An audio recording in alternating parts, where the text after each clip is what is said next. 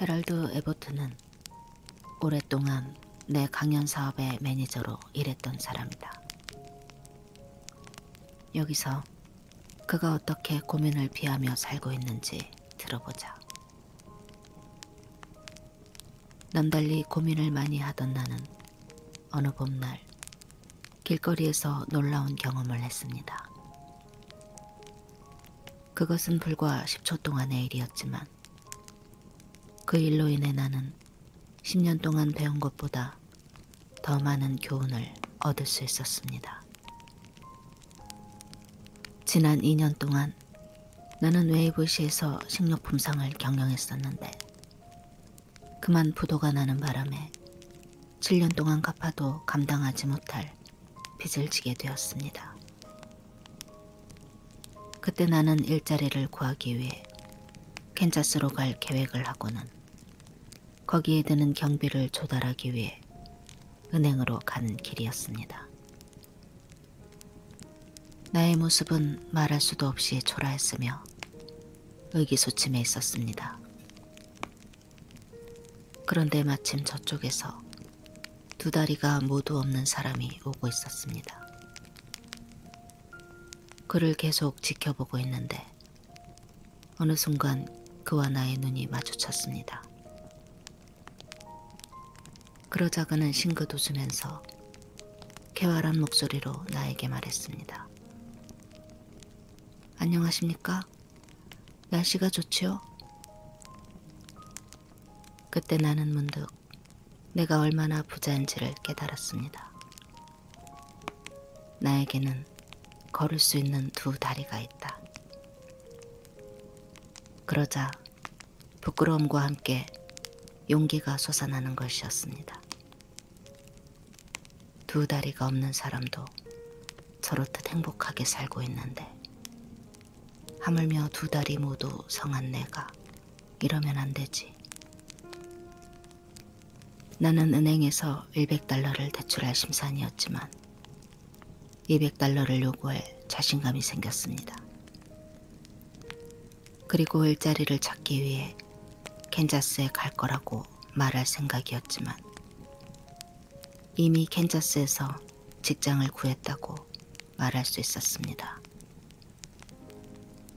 나는 요즘 세면대 거울에 다음과 같은 구절을 써붙여 놓고 매일 아침마다 읽고 있습니다. 구두가 없다고 의기소침해지면 길에서 만난 다리 없는 사람을 생각하라. 언젠가 타임지에 이런 기사가 실린 적이 있었다.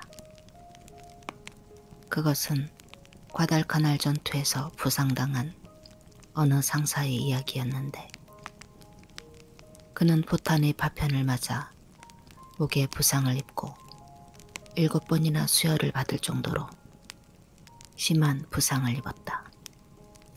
그때 그는 군의관에게 내가 살아날까요? 라는 쪽지를 보여주었다고 한다. 그러자 군의관은 예스라고 대답했다. 그는 다시 군의관에게 내가 말을 할 수 있게 될까요? 라고 적은 쪽지를 보여주었다.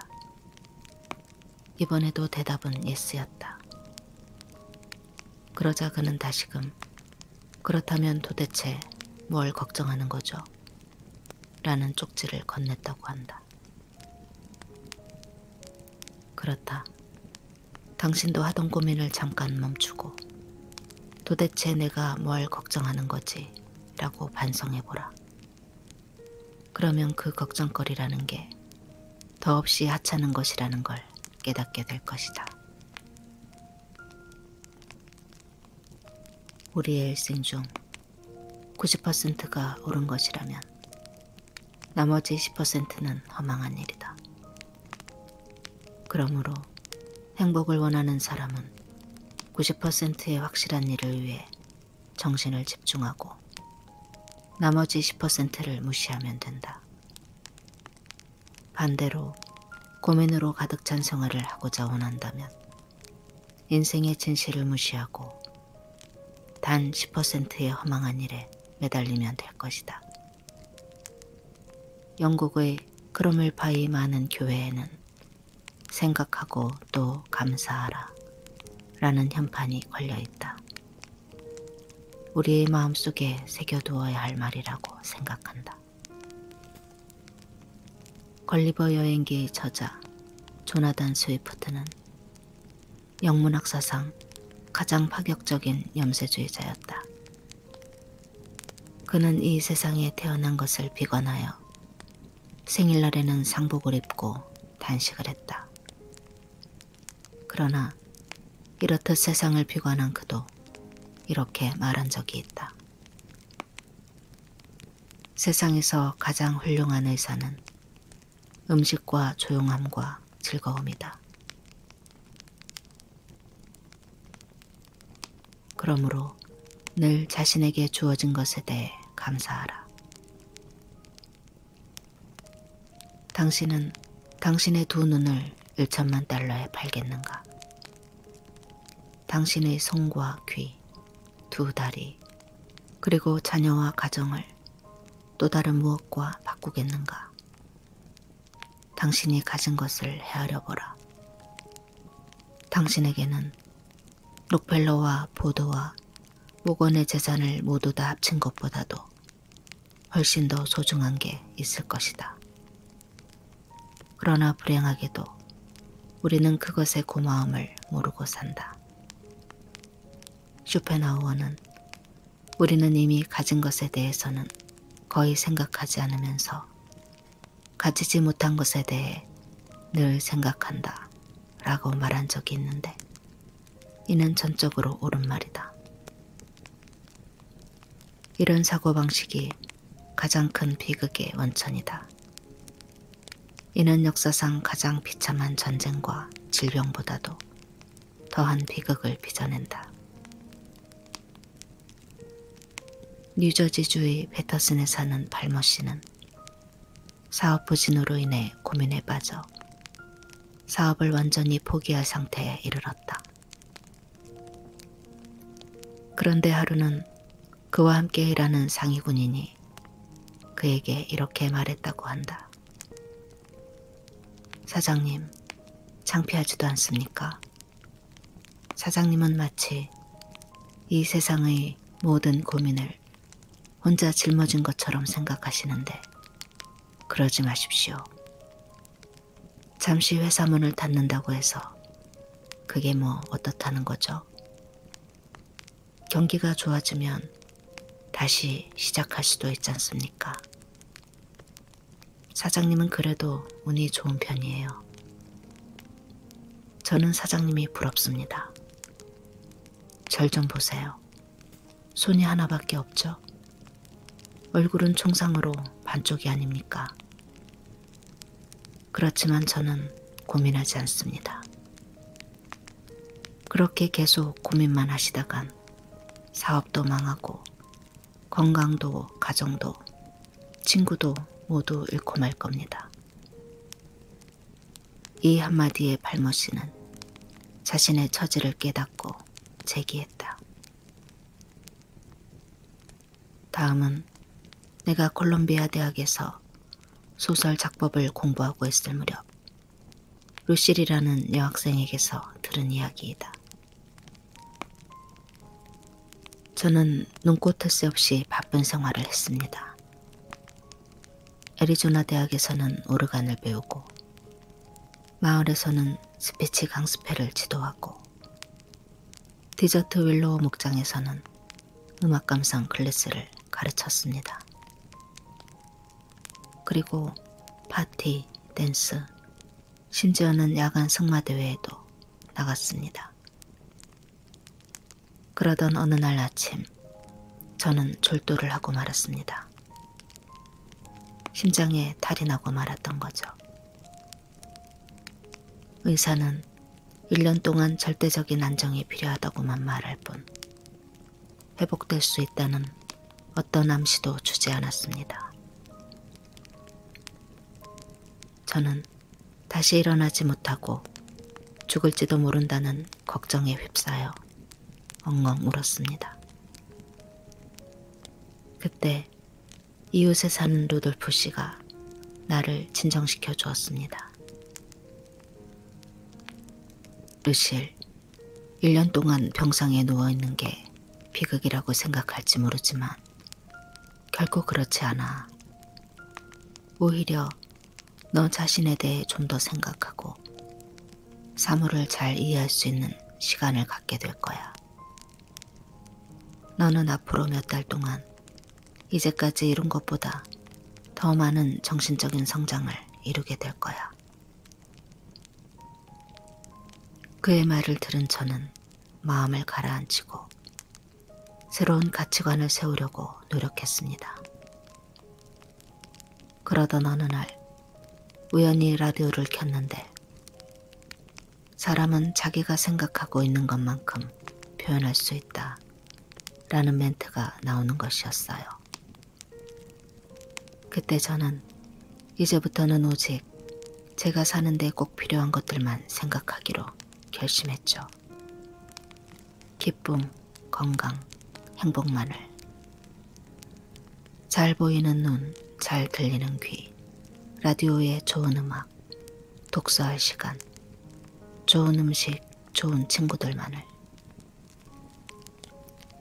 그 후 9년이 지났습니다만 저는 지금도 아주 활기찬 생활을 하고 있습니다. 저는 병상에서 보낸 그 1년이 가장 유익하고 행복한 시간이었다고 생각합니다. 저는 그때 매일 아침 저에게 주어진 축복을 헤아리곤 했는데 그 습관은 지금도 그대로 남아 있습니다. 그것이 내겐 가장 소중한 것이었죠. 세뮤얼 존슨이 이미 200년 전에 배운 교훈을 루실 또한 깨달았던 것이다. 모든 일에 있어서 가장 좋은 면을 보는 습관은 1년에 1,000파운드의 소득을 얻는 것보다 낫다. 이 말은 결코 낙천주의자 입에서 나온 것이 아니다. 20년 동안 불안과 누더기옷과 굶주림에 시달리면서도 그 시대의 가장 저명한 소설가이자 좌담가로 알려졌던 세뮤얼 존슨이 한 말인 것이다.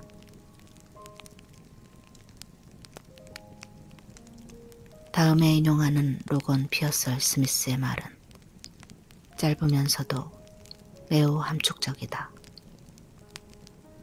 인생에는 두 가지 목표가 있는데 첫째는 갖고 싶은 것을 손에 넣는 일이며 다음에는 그것을 즐기는 일이다. 그러나 가장 현명한 사람만이 두 번째 것을 성취할 수 있다. 당신은 부엌에서 접시를 닦는 일일지라도 행복에 겨워 그 일을 하고 싶지 않은가? 만일 그러고 싶다면 불굴의 용기와 감동으로 점철된 버그일드 사할의 나는 보고 싶었다 라는 책을 읽어보기 바란다. 50년 동안을 거의 장님으로 지낸 그녀는 그 책에서 다음과 같이 쓰고 있다. 나에게는 한쪽 눈밖에 없다. 그 한쪽 눈도 심하게 다쳐서 왼쪽 눈 가장자리의 작은 틈새를 통해 세상을 볼 수밖에 없다. 그래서 책을 읽을 때는 책을 얼굴에 바짝 대고 가능한 한 한쪽 눈을 왼쪽으로 돌려야만 한다. 그러나 그녀는 남의 동정을 거절했으며 특별 취급당하는 것을 거부했다. 어린 시절 그녀는 다른 아이들과 함께 돌차기 놀이를 하곤 했는데 표적을 잘 볼 수가 없었다. 그래서 그녀는 땅바닥에 엎드려 표적을 찾아 헤맸다. 지면의 구석구석을 모조리 외우기 위해서였다. 그러는 동안 그녀는 뜀박질을 해도 남에게 뒤지지 않게끔 되었다. 눈썹이 책장에 닿을 정도로 책을 바짝 들이대고 공부한 그녀는 미네소타 대학에서 문학사를, 콜롬비아 대학에서 문학 석사 학위를 받았다. 그리고 대학 교수가 되어 부인클럽에 나가 강연을 하기도 했다. 그러나 그녀의 마음속에는 언제나 아주 장님이 되어버리는 건 아닐까 하는 공포심이 잠재해 있었다. 그런 공포를 극복하기 위해 그녀는 경솔함에 가까운 쾌활한 생활 태도를 취해야만 했다. 그런데 1943년 그녀가 52세 되던 해 기적이 일어났다. 유명한 마요 진료소에서 수술을 받은 결과 지금까지 40배 정도로 시력을 회복할 수 있었던 것이다. 이리하여 새롭고도 아름다운 세계가 그녀 앞에 전개되었다. 이제 그녀에게는 부엌에서 접시를 닦는 일마저도 즐거운 일이 되었다. 그녀는 접시 위에 하얗게 있는 비누 거품을 만지작거리며 설거지를 했다. 비누 거품을 손바닥으로 건져 올려 그것을 햇빛에 비출 때마다 그녀는 그 거품 하나하나 속에서 작은 무지개의 찬란한 색채를 볼 수 있었다.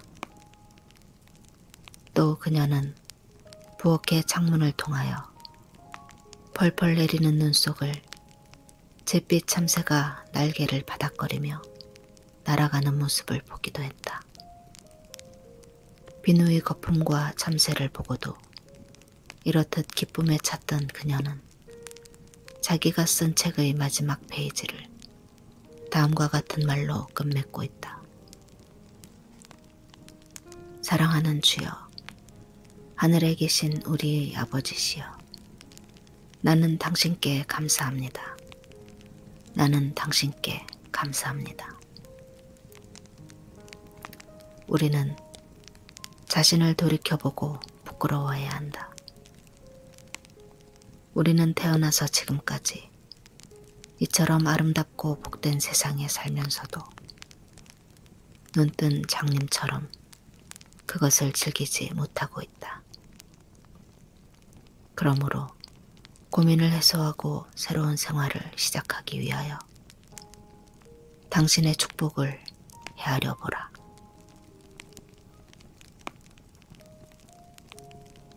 나는 노스캐롤라이나주에 살고 있는 에디트 엘리트 부인으로부터 다음과 같은 편지를 받은 적이 있다. 어렸을 때 나는 몹시 신경질적이었으며 부끄러움을 잘 타는 편이었습니다. 몸이 뚱뚱하고 볼이 남달리 큰 나는 한층 뚱뚱해 보였습니다. 그런데 어머니는 내가 오치장을 하면 무슨 변이라도 나는 줄 알고 계셨죠.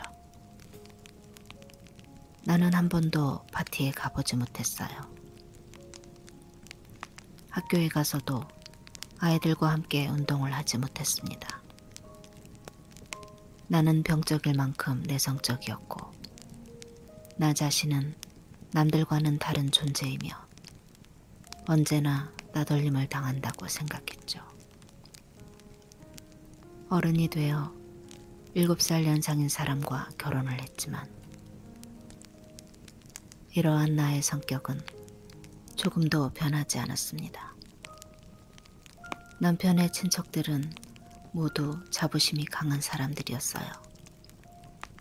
그들은 언제나 나의 이상이었습니다. 그들처럼 되어보려고 최선을 다했지만 소용이 없었어요. 그들이 가까이 하면 할수록 나는 기만 죽을 뿐이었죠.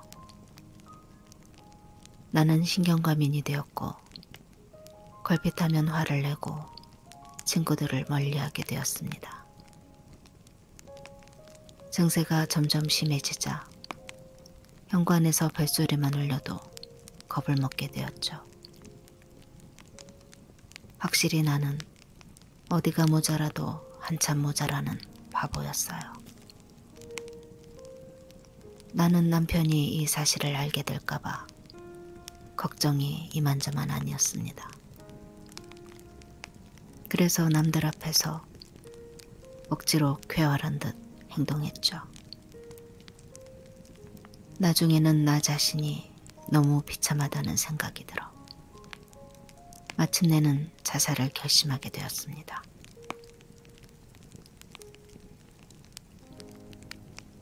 그러면 대체 무엇이 이 불행한 여인의 생활을 전환시켰을까?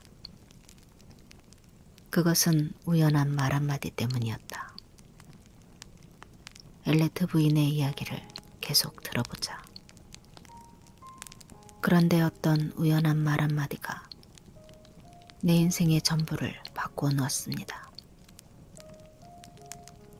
어느 날 나의 시어머님이 어떻게 자식들을 길렀는지에 대해 이야기하던 중 이런 말씀을 하셨습니다. 어떤 경우일지라도 자기 자신답게 행동해야 한다. 바로 이 말씀이 나를 돌변시켰던 것입니다. 그 순간 나는 지금까지 순응할 수 없는 테두리 속에 나 자신을 가두고 스스로 자신을 불행하게 만들어 왔다는 사실을 깨달을 수 있었습니다. 나는 그날 밤부터 나 자신이 되기 위해 노력했습니다. 나의 성격을 연구하고 나의 됨됨이를 알고자 했던 거죠.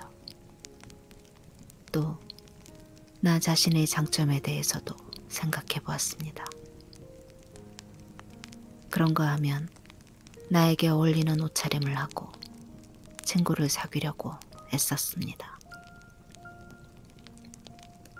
얼마 뒤 부인회에도 가입을 했는데 정규 프로그램의 발표자로 내 이름이 올라 있는 걸 보고 정말 놀랐어요. 내가 이렇게 되기까지는 오랜 시간이 걸렸지만 나는 지금 예전에는 상상도 못했을 만큼 행복하답니다. 나는 자식들에게 그동안의 쓰라린 경험을 교훈 삼아 자기 자신답게 행동하라고 가르치고 있습니다. 제임스 길버트 박사는 자기 자신다워야 한다는 문제는 인류의 역사만큼 오래되었고 또 인간의 생명처럼 보편적인 것이라고 말한 바 있다. 위의 예에서처럼 그것을 거역하면 그것은 여러 가지 신경증, 정신이상, 강박관념의 잠재적 원동력이 되고 마는 것이다. 안젤로 페트리는 아동교육에 관한 많은 저서와 논문을 발표한 바 있는데 그는 자기의 마음과 육체를 버리고 자기 이외의 어떤 다른 인간이 되고자 하는 사람만큼 비참한 사람은 없다 라고 말하고 있다.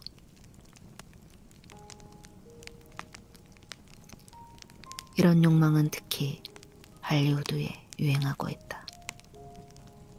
유명한 영화감독 샘 우드는 자기에게 무엇보다 골치 아픈 일은 야심 많은 젊은 배우들에게 자기 자신이 되라고 설득하는 일이라고 말한 적이 있다. 그는 또한 원숭이처럼 누군가를 흉내내는 것은 아무런 도움이 되지 않는다고도 말했다. 이는 결코 앵무새가 되어서는 안 된다는 뜻이기도 하다. 나는 최근 소코니 바코업 석유회사의 인사 담당인 폴 보인턴에게 취직 지망자들이 범하는 잘못 중 가장 큰 게 무엇이냐고 물어본 적이 있다. 일찍이 그가 면접한 구직자는 6만 명을 헤아리며 일자리를 구하는 요령이라는 저서까지 낸 바 있는 그가 누구보다 그 문제에 대해 잘 알고 있을 거라고 생각했기 때문이었다. 그때 그는 이런 대답을 했다. 구직자가 범하는 최대의 잘못은 그들이 자기 자신이 아니라는 점이다. 침착하고 솔직해야 할 사람들이 면접자의 비위에 맞는 대답만 하려고 한다. 그러나 이것은 취직에 도움이 되질 않는다. 아첨꾼이나 위조 지폐를 탐내는 사람은 별로 없을 것이기 때문이다. 그러면 여기서 좋은 실례를 하나 들어보기로 하자. 다음은 시내 전차 차장의 딸로서 고생 끝에 톱스타가 된 캐스델리의 이야기이다. 그녀는 어려서부터 가수를 지망했는데 불행하게도 용모가 시원치 않았다. 입이 너무 컸고 게다가 머드렁니였다. 뉴저지의 한 나이트클럽에서 처음으로 노래를 부르게 되었을 때 그녀는 자신도 모르게 윗입술을 자꾸만 오므렸다. 관중들은 웃음을 참지 못했다. 그 모습이 관중들에게는 오히려 우스꽝스럽기만 했던 모양이었다. 그런데 노래를 끝낸 뒤 모멸감을 참으며 무대를 내려온 그녀에게 한 신사가 다가왔다. 그러곤 이렇게 말하는 것이었다. 아가씨, 나 좀 봐요. 아가씨의 노래 솜씨는 대단해요. 그런데 아가씨는 뭔가를 감추려고 하더군. 혹시 그 뻐드렁니가 창피해서 그런 거요? 당황한 그녀가 대답할 말을 찾는 사이 상대는 말을 계속했다. 그게 뭐 어때서요? 뻐드렁니가 아가씨한테 흉이 될 건 없다고 생각하오.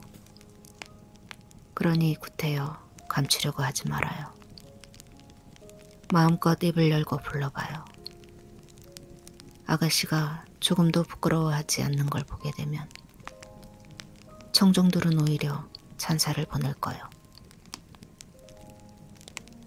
지금 아가씨가 감추려고 하는 그 뻐드렁니가 오히려 아가씨에게 행운을 가져다 줄지 누가 알겠소.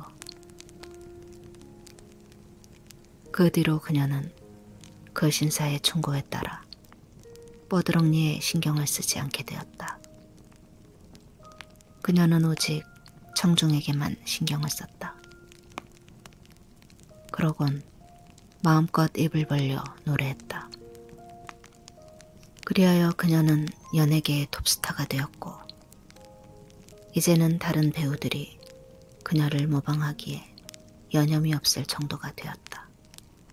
윌리엄 제임스가 보통 사람은 자기 수준의 10%밖에 개발하지 못한다고 말한 것은 진정한 자아를 발견하지 못한 사람을 두고 한 말이다. 그는 이렇게 쓰고 있다.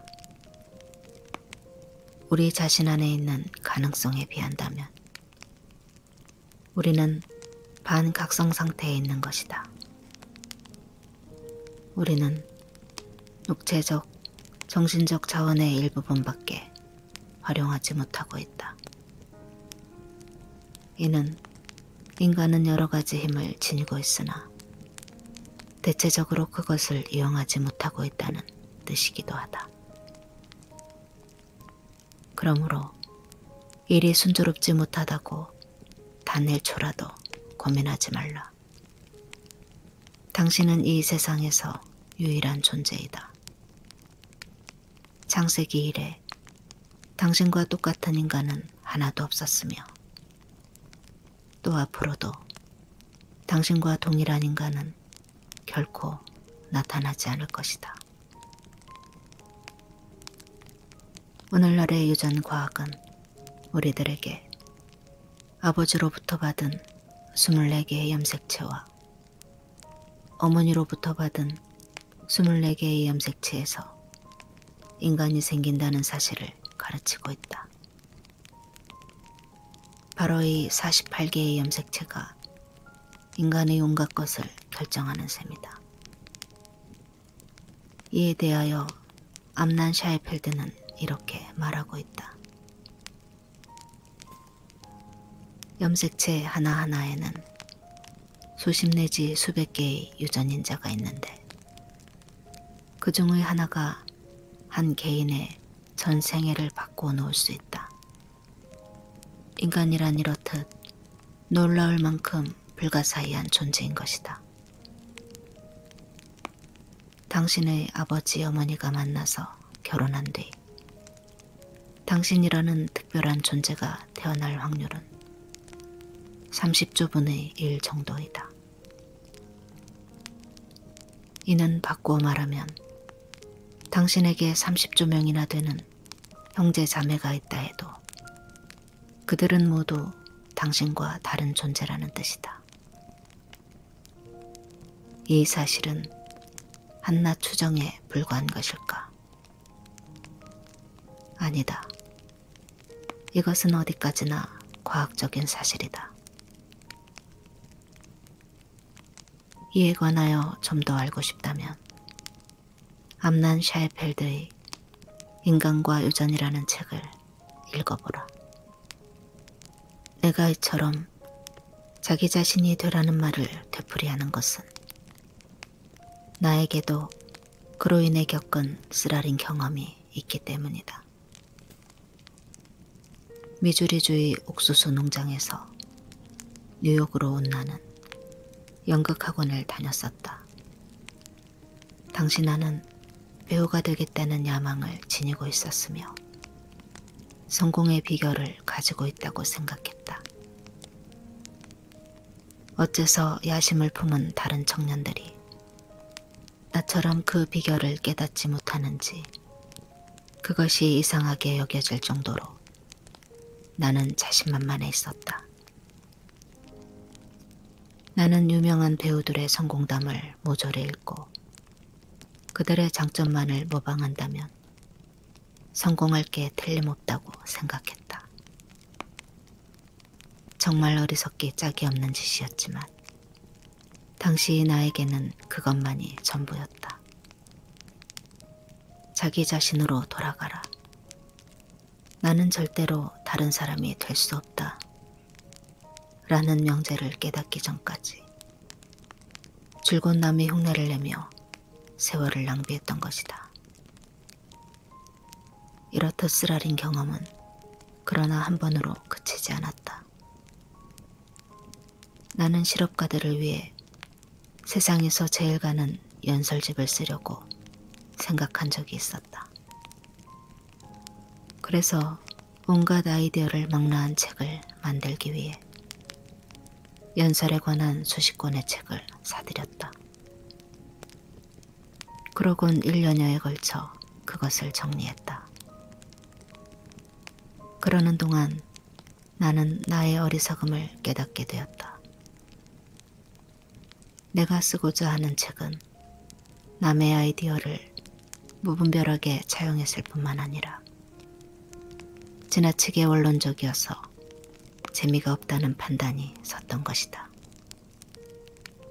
그런 책을 실업가들이 읽어줄 리 만무였다. 나는 1년 동안 힘들게 쓴 책을 고스란히 휴지통에 쓸어 넣었다. 그리고 새로 시작했다. 이번에는 나의 결점과 한계를 있는 그대로 나답게 처리해야 한다는 생각을 하며 자기 자신이 되어라. 어빙벌린이 조지 거쉬인에게 준 교훈에 따라 행동하라. 이 두 사람이 처음 만났을 때 벌린은 이미 유명해져 있었지만 거쉬인은 베를린의 뒷골목에서 주급 35달러의 박봉에 허덕이는 젊은 작곡가였다. 거쉬인을 만나자마자 그의 재능에 감동한 벌린은 그가 받던 급료의 3배를 제시하며 자기의 음악 비서로 그를 채용할 뜻을 비쳤다. 그러면서 다음과 같이 충고했다. 그렇지만 거절하는 게 좋을 걸세. 그 일을 하게 되면 자네는 벌린의 아류가 될 염려가 있다네. 그러나 자네가 끝까지 자기 자신을 지켜간다면 언젠가는 인류 거슈인이 될 걸세. 이 충고를 받아들인 거슈인은 당대 미국에서 가장 저명한 작곡가가 되었다. 찰리 채플린, 윌 로저스, 메리 마거렛, 맥브라이드, 진 오트리 등도 모두 쓰라린 경험을 통해 이것을 배웠다. 채플린이 처음 영화계에 입문했을 때 감독은 그에게 그 무렵 인기가 많던 독일 코미디언의 흉내를 내라고 했다. 그러나 채플린은 자신만의 독특한 연기를 함으로써 비로소 세상에 알려질 수 있었다. 윌 로저스는 여러 해 동안 무대 뒤에 앉아 말 한마디 없이 로프만 꼬았다. 그런데 이것이 그의 재능을 발견하게 된 계기가 되어 큰 인기를 얻을 수 있었다. 맥브라이드는 처음 연예계에 나왔을 때 아일랜드 희극 배우의 흉내를 내려다 실패하고 말았다. 그렇지만 그녀는 있는 그대로의 자기, 즉 미주리주 태생의 시골 여자가 되었을 때에야 비로소 뉴욕에서 가장 인기 있는 스타가 될 수 있었다. 진 오트리가 텍사스 특유의 사투리를 감추고 도해지 사람 흉내를 내며 뉴욕 태생이라고 큰 소리를 쳤을 때 세상 사람들은 그를 냉소했다. 그러나 그가 벤조를 안고 카우보이의 노래를 부르자 그는 세계 제1의 카우보이 가수가 될 수 있었다. 거듭 말하지만 당신은 이 세상에서 유일하고도 새로운 존재이다. 이를 기쁘게 여기고 타고난 자기의 개성을 최대한 실현하라. 정신분석에 의하면 모든 예술은 자서전적인 것이다. 노래도 미술도 자기 자신의 것만 노래하고 그릴 수 있을 뿐이다. 당신은 당신의 유전, 환경, 경험의 산물이다.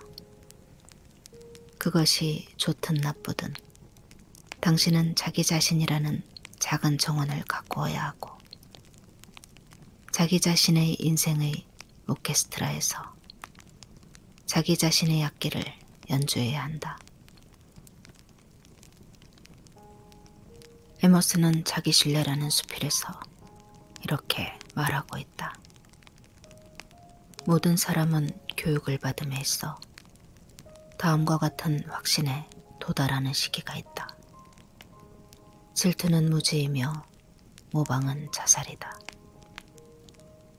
그러므로 좋든 나쁘든 자기의 주어진 운명으로 깨닫고 광대한 우주에는 좋은 것들이 충만해 있기는 하지만 자기에게 주어지는 곡식은 자기에게 주어지는 좁은 토지에서 자기가 애써 가꾼 것밖에는 없다는 것을 알게 된다.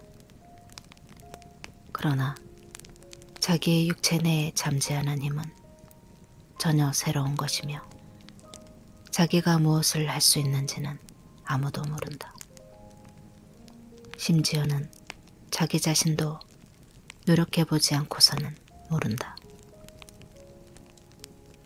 작고한 시인 더글러스 마르크는 이렇게 노래했다. 그대 만일 언덕 위의 소나무가 되지 못한다면 산골짜기의 잡목이 되어라. 여울가의 가장 좋은 아름다운 나무가 되어라. 관목이 되어라. 만일 나무가 되지 못하겠거든. 그대 만일 관목이 되지 못하겠거든. 작은 풀이 되어라. 그리고 길거리를 보다 아름답게 하라.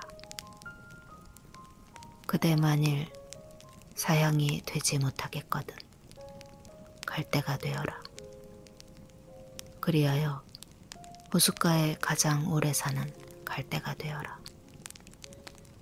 우리 모두가 선장일 수 없으니 우리는 선원이 되어야지. 그러나 모두가 할 일은 있을 것이다. 큰 일도 있을 것이며 작은 일도 있을 것이나 해야만 하는 것은 모두 마찬가지. 그대 만일 태양이 될 수 없으면 별이 되어라. 실패와 성공은 크기에 있는 것이 아니니 무엇이든 가장 좋은 것이 되어라.